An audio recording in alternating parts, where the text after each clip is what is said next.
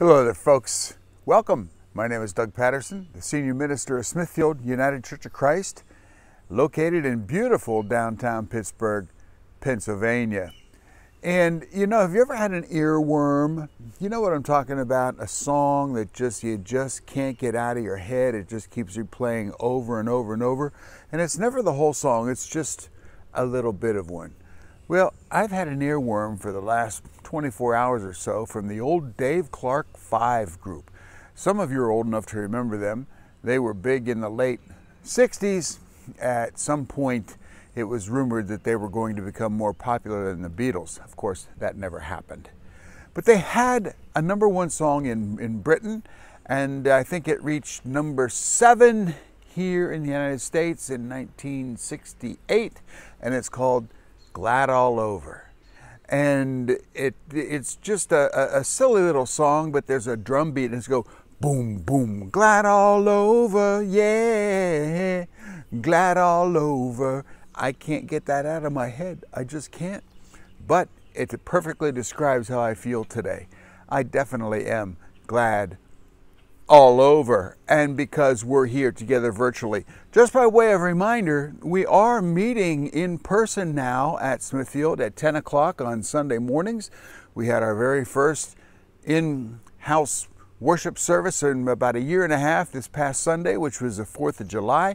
We had a great time together, and we had some great music, some of which you're going to hear today because we taped it last Sunday and I'm including it today. Some of it from Andres Cardenas, the world famous violinist, accompanied by his son Tino, and also by Amy Stabnow, our own soprano soloist. By the way, her mother passed away this past week, so I want to ask that you keep Amy and her family in your prayers. Will you do that? So anyhow, I am glad all over, and I'm glad that you're here, and may the peace of Christ be with you as we begin our worship together.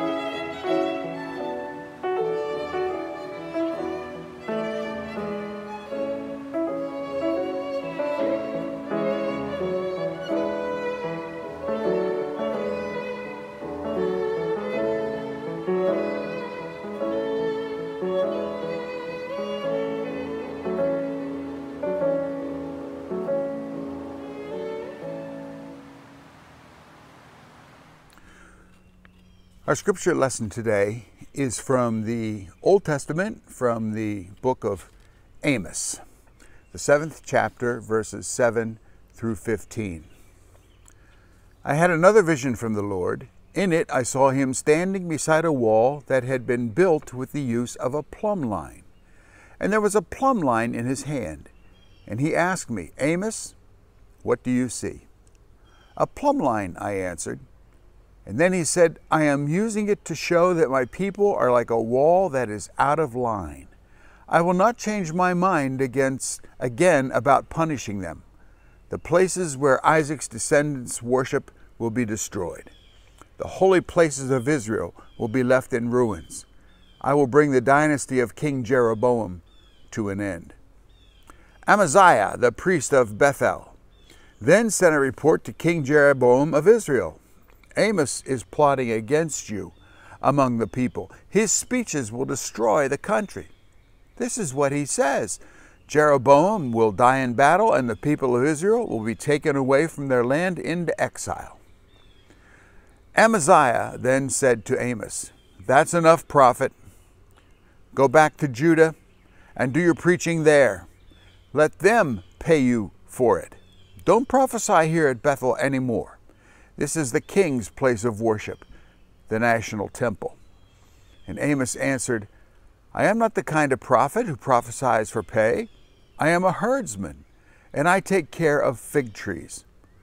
But the Lord took me from my work as a shepherd and ordered me to come and prophesy to his people Israel.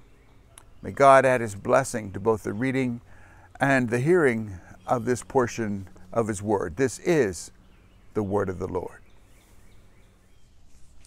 Let us pray. Look upon us with grace and love, O God, as we gather together in your name. We give you thanks for the beauty of nature that surrounds us and all the blessings that keep us content and happy as we live a life that you wish for us. Help us to live our lives worthy of your call and be fruitful according to your will for each of us. With the talents and resources you have given us, may we live a meaningful life, serving those who are around us. May we call out to you from a world slowly recovering from the grips of this deadly virus, yet facing the threats of Delta variant spreading around the globe. We remember the people of Haiti as they deal with the assassination of their president and find the effects of the increased political chaos in that region. We remember now people who have suffered much due to the condo collapse in Florida. Many people in our area are being affected by the harmful effects of Tropical Storm Elsa. Our local homes with power outages and road closings in our city and surrounding communities. We raise a prayer for our city, dealing with gun violence and the horrible effects of it almost every day. We are seeking a permanent solution to making guns easily accessible to the wrong hands. Today we remember our preachers, social activists, and all our truth tellers who speak truth to power, working against injustices in our midst and suffer unnecessarily because of their mission. Empower us to be moving our communities towards justice and equity, fighting the powers of evil and apathy. Hear our private prayers for safety and protection for our loved ones and all who seek your healing presence in their lives. We leave the burdens we carry at the foot of the altar. We pray for blessings of wisdom, inspiration, and hope, for a bright future for our homes, our cities, and the whole world, as we join in praying the prayer Jesus taught us. Our Father, who art in heaven, hallowed be thy name. Thy kingdom come, thy will be done on earth as it is in heaven. Give us this day our daily bread, and forgive us our sins as we forgive those who sin against us. Lead us not into temptation, but deliver us from evil. For thine is the kingdom, the power, and the glory forever. Amen.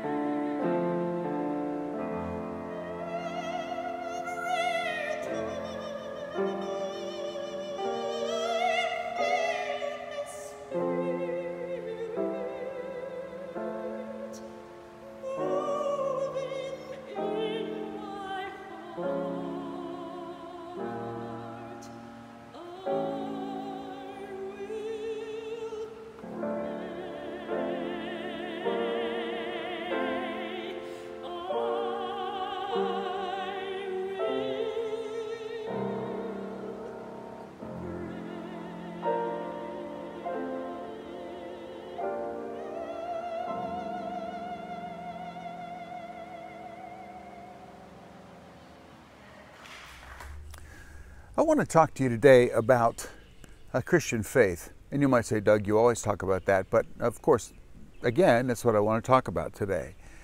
And what is genuine, authentic faith? What does it mean to be a follower of Jesus? What does it mean to really try to incorporate his teachings into our lives? How does it apply? What does it all mean? Well, it can be very, very confusing because there are a lot of people out there and a lot of churches and a lot of organizations out there trying to tell you we have the way. Sign on to our dotted line and we'll find you happiness. Well, let me say that authentic faith, I think, cannot be found in, number one, in magic. Now, you might say, what does magic have to do with faith or with religion? Well, magic is, in fact, based on one thing and one thing only: illusion. In the hands of a gifted magician, the illusions that will trick your mind, trick your eyes, trick your senses are immense. And I bring this up because a lot of people think that Christian faith is all about magic. It's living an illusion. And part of the illusion is, as long as we do the right things, say the right things, be the good person, and go to church every Sunday, that somehow this is going to guarantee us a spot in heaven. I want to tell you that I find all of this increasingly to become nothing more than illusion. We have tricked ourselves into believing this, because faith in Christ, trying to follow in Jesus' footsteps, you see, trying to incorporate his teachings into our life, is not about saying the magical words. A lot of people think this is what prayer is all about, in fact. You see, it's just about saying magical words. And I hear this all the time as a pastor. People will say, this prayer thing doesn't work. I asked God to give me this. I asked God to do this for me, and it hasn't happened. Well, it's not like saying abracadabra. It's not like saying all of these good things, you see. That's not the way prayer works. It's not magic. So authentic faith is not about illusion. It's not about buying into illusion. It's not about saying the magical words and living a magical life. It has nothing to do with that. Number two is a lot of people think that true faith is like fortune telling, that all of us already have for us our life already outlined by God. There's nothing we can do to change it. Predestination, predetermination, fate. A lot of people say, well, you know, I believe in Jesus and all that, you know, good stuff. But, you know, it's going to be what it's going to be. When my time comes, my time comes. Where I end up is in God's hands. So, you know, why even try? Well, you know, it's not about that. We believe, I believe, maybe you believe, I hope that you do, that we have choices in our lives. And based on the choices we make, helps to determine our future. Things have not been predetermined for us. We have to choose to lead authentic lives. And this is what faith is all about. In Jesus, of course, it is making good, moral, ethical, human choices. It's not about fortune telling. Well, it can be, and it is really about prophecy. Prophecy, a lot of people think that prophecy is what I was just talking about, that it's about fortune telling. A lot of people think that the true prophetic word merely is going to tell us where we're going to end up as a nation or as a world or as a human race, that all of these things are already in the future, and a prophet merely tells us what's going to happen. That's not prophecy. It's not biblical prophecy. Biblical prophecy is all about this. It's like, listen, you have choices to make. And if you continue to live the way you're living, either as an individual or, you see, as a nation or as a church, or you can fill in the blank there, if you continue what you are doing, doom is in the future. Defeat is in the future. Unhappiness is in the future. But it doesn't have to be that way. You can choose to change your ways and change that defeat that's in your future, and you can change that defeat into some kind of victory, some kind of victorious living, if you will. So this is why Amos, the prophet, and he makes it very clear here. He says, listen, I don't do this for pay. This is not my profession. No, I collect figs and I'm a herdsman. See, that's what I do for a living. That's how I pay my bills. I'm just telling you what God is telling me, and this is the message for the Israelites. This is a message for the people. God is saying you have to change your ways. Now, God says, I want you to pick something up for me, and I have one here. And he said, what is it that you're holding? And Amos said, it's a plumb line. Now, this plumb line has a very heavy plumb bob on it. This one, by the way, is very, very, very old. This one came down through the family, and it dates back to Civil War days. So it's got some history to it. But they're all the same. It's a heavy object attached to some kind of a string or a cord or some kind of chain, perhaps. So this is the plumb bob, and this is the plumb line. And God says, I want you to hold that plumb line up. And he said, you see how it makes things straight? This is how we build buildings straight. This is how we make sure that everything is totally vertical. He said, it's used in the construction industry, of course.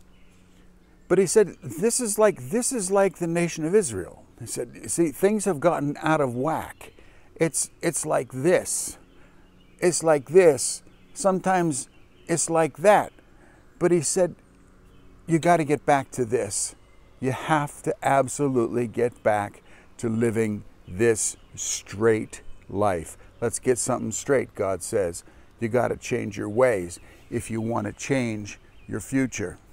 Now, this is what I'm suggesting to you today, is that if your life is out of whack, don't turn to magic. If your life is out of whack, don't just say, that's the way it rolls. That's fate. See, it's predetermined. No. We have to live by the prophetic wisdom. And the prophetic wisdom says, change your ways. Measure your life up against the plumb line. How do we do that, you might ask? Well, might I suggest that it's not as difficult as we think it might be. I suggest that maybe you study or take a look once again at the 10 Commandments. The 10 Commandments, are a pretty good plumb line, see, of ethical, moral living. That's one place to start. I think maybe a better place to start is when Jesus was at the Sermon on the Mount, and he uttered what we today call the Beatitudes. Blessed are the peacemakers. Blessed are, and he goes on and on, with this list of things that make people blessed. If we study those and if we apply them to our lives, you see, this is living against the plumb line. So 10 Commandments, Beatitudes. The third thing is this, and I mentioned this either last week or the week before, and it's this. Jesus said it all boils down to these two things. If you want to have a plumb line life, number one, love God with all your heart, soul, strength, and mind. That's number one. And number two, love your neighbor as you love yourself. It comes down to this. Love God and love your neighbor. Now, if we would apply these things, you see, then we would come much closer to living that plumb line life. If we would apply these things as a church, we would come much closer to being true to what God would have us be. God says, I want to get something straight with you. You've got to change your life if you want to have a brilliant future. Just some words of maybe advice today, something to ponder, something to chew on, and I hope you will do that. And maybe I'll see you in church. If not, I'll see you next week here again on our virtual worship. May the peace of Christ be with you.